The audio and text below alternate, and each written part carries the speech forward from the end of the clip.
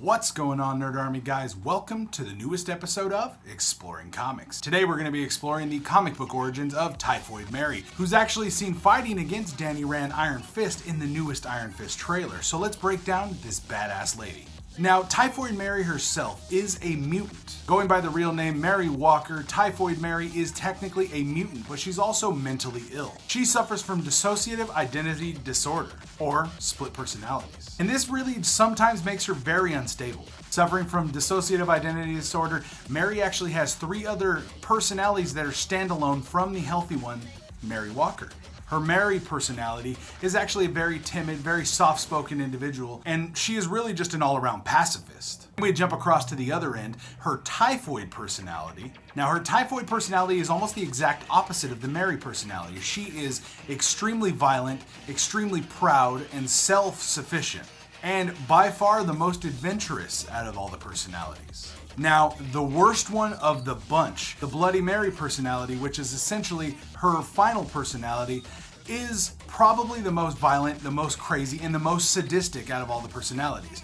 Willing to do whatever it takes. Whatever it takes, really, whatever. Now, Mary herself is a highly skilled martial artist.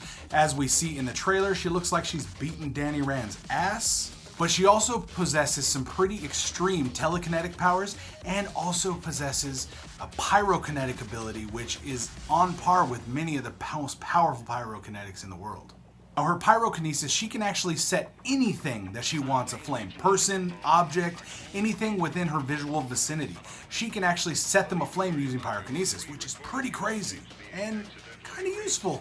She would make her first appearance in 1988 in Daredevil Number 254. In this issue, she was actually hired by the Kingpin himself, Wilson Fisk, to hunt down and take out Daredevil.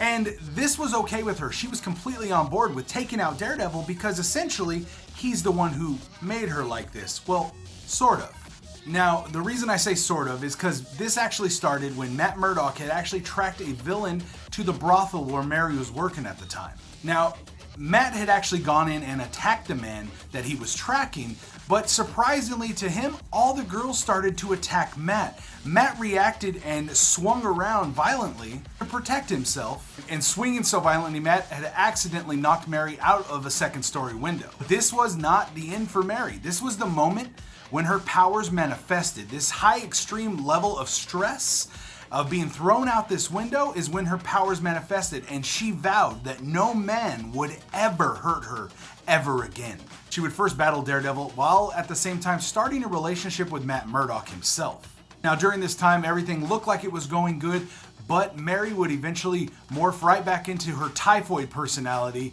and ditch the nice, timid Mary personality that she had been living with Matt Murdock. Now, while the Typhoid personality was in control, she actually began a pretty weird relationship with the Kingpin himself.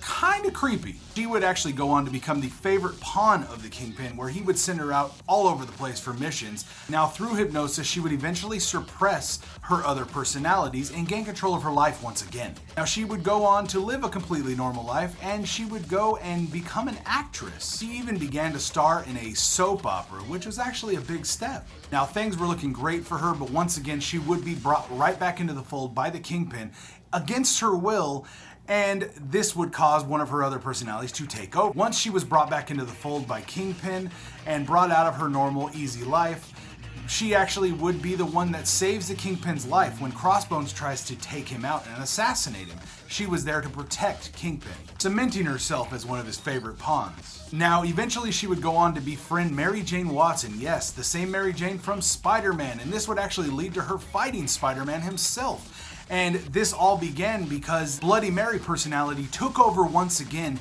and she began killing all men that had committed any type of domestic abuse.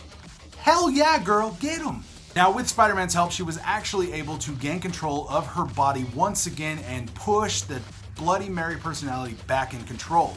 And then she would submit herself and give herself to the police, so that way she can undergo the treatment to keep her personalities at bay. Now, besides the abilities that I mentioned earlier, like pyrokinesis, telekinetic abilities, and just being a badass martial artist, She also possesses the ability to implant suggestions into people's minds. And she can also use her psionic hypnosis ability where she actually can manipulate and put weak-minded people to sleep.